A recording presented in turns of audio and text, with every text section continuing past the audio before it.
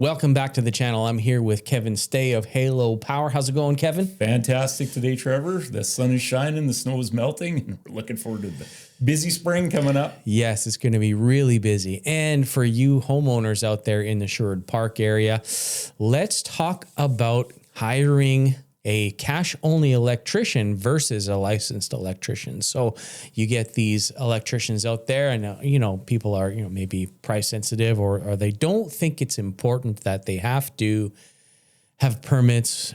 We run into problems that way. So we're going to talk about that today, Kevin. So what has been your experience? You had one of these this week. Tell me what happened. Well, the best price is by far not always the best deal. And, with renovation season ramping up, there's a lot of people out there that are starting renos and, looking for trades and, of course, always looking for a good price. But are you getting the best value with that best price? I see, the Facebook groups are always a great resource of entertainment. Okay. Because of the poster that puts out, looking for an electrician to come out and do a cash side job. We don't want to pay the big company prices. Right?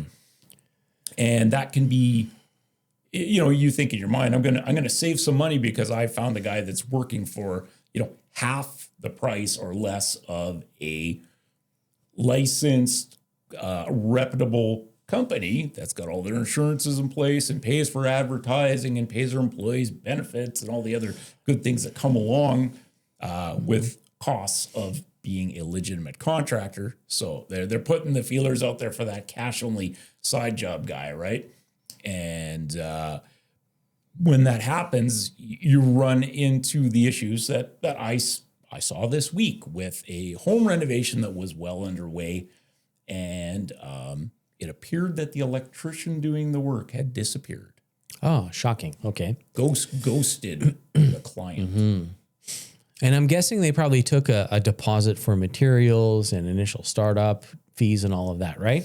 That I don't know. That's my guess. Yeah. I mean, they usually disappear when they realize, oh man, we're out of money and I cannot continue doing that job, and on to the next one.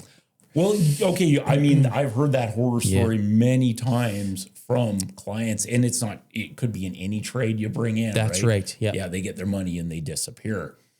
But when you found that guy that's going to come into your home and do that work for $50 an hour, and it seems like the best deal in the world, there's a lot of pitfalls with bringing that guy in.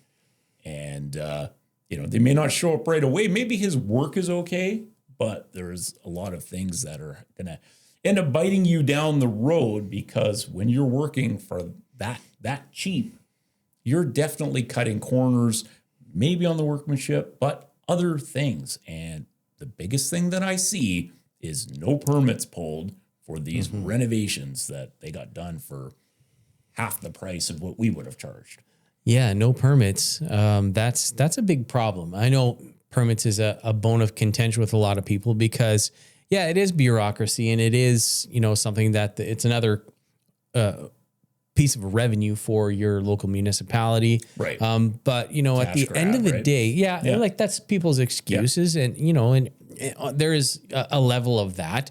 But at the same time, it's ensuring that your home is safe.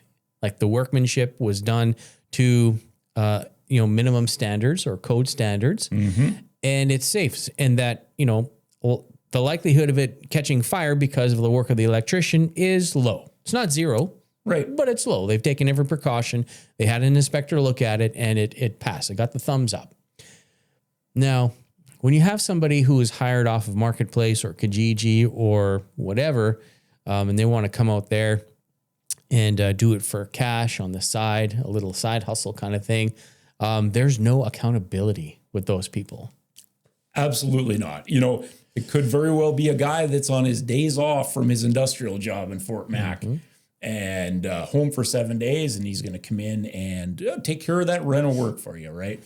And, these guys are probably darn good electricians in their field that they normally do, working for the company that they do. But when they come in for that cash only side job and they're not up to speed with today's code requirements, and it's not just the electrical code. We have to be, as reputable electrical contractors, very well versed in changes with building code. Mm-hmm. So when I come into a house that's under renovation and the electrician has disappeared, and I see things like metal boxes still being used on the exterior walls with the old clear plastic polyhats. You can't use those anymore. They're not they're no longer code compliant, and it's not an electrical thing. It's a building code thing. Now we have to use the gray plastic boxes with the vapor seal or around them. And anybody that's in this business that we are in, you just know that, right? But that's a telltale, because if you have somebody come in and do all this work for you and no permits pulled, and then down the road you go to sell your home, well, you know what happens then? Mm-hmm. That's when the new prospective buyer says, I love the kitchen reno, and that's what's being advertised, to renovate a kitchen. But I just want to see that the permits were pulled and inspections were done on it. And that fellow that did that work for you, whose name we can't even remember, it was 123 Electric or something like that. Mm-hmm. He's long gone. Mm-hmm. And the work that he did, albeit that it was safe, didn't meet code for something as simple as using the wrong boxes on the exterior walls of the house. Guess what? Even if a permit was pulled at that moment in time and an inspection was done, those are just one thing that you could see that are going to fail. And the other thing is, running the proper size wire to kitchen receptacles. Mm-hmm. That's another thing that we run into. Again, you've got the cash-only electrician that's doing this on the side on his days off, and he just doesn't know or doesn't care that we need to run 20 amp wire to our new counter receptacles. Arc fault protection, another big one, right? Mm-hmm. So the way you did it 10 years ago doesn't cut it anymore. So when you hire that guy that you found on Kijiji, who's a great fellow, he does work on the weekends, and he's so cheap. He might be a hell of a nice guy, and he has the best of intentions, and you've managed to put an extra $1,000 in his pocket. But at the end of the day, that is going to cost you a lot more when the ugly things arise.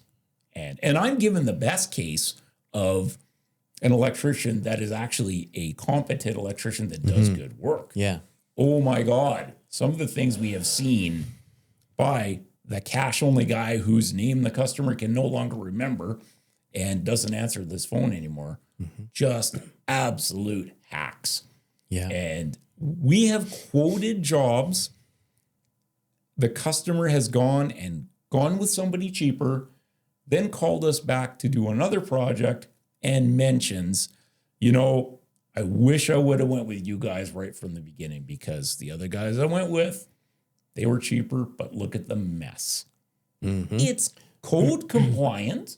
Let's talk about a panel change or a service upgrade. It meets the electrical code requirements with what they did. But in the meantime, they chopped a big hole in your old stucco with what looks like a shovel, and you just got an absolute mess. There was really no care taken to do this work in a manner that would make you feel proud of the job you had done by these guys, because you spent good money on it. You paid a rock bottom price, and you got exactly what you paid for. Yeah. That's a problem when you are, trying to save money or, save time on your project. We've done the same thing. We made a mistake, hired someone, because they did some work, was from a reputable company that was referred them to us, and we had the work done, and it was abysmal. So we had to get it corrected by good contractors. Trevor, I made that mistake 2 summers ago. We're so busy, we needed a fence built. And we needed a fence. My neighbor needed a fence, and the other neighbor next to the other neighbor needed a fence done. And there was a guy in the neighborhood that somebody knew that builds fences. And I'm just like, yeah, sure. He gave us a quote, and it was suspiciously cheap. You know, I should know better of all people, right? You know, it was a few $1,000s cheaper than the other quote that we got. But you know what? This, you know, he was vouched. This guy was the neighbor vouched for him, said he's a great guy, does great work. Trevor, this fence, oh my God, if a cat jumped up on it, it would probably fall over. And, you know, I got the guy back. He redid the fence posts, but it's still, it's embarrassing. I am glad I have a bunch of trees on that side of my yard to hide this mess. So, you know, we make mistakes as homeowners. I've done it. You've done it. Yep. You sure learn from it, right? So, you know, this isn't trying to make homeowners feel stupid. It is very much speaking from my experience, the mistakes I made with other things that I've had repaired my own home by that rock bottom price guy. You know, don't do what I did. Don't hire the cheapest guy to build a fence, and don't hire the cheapest electrician to wire your basement. Yeah, I don't think there's anything much else to be said there.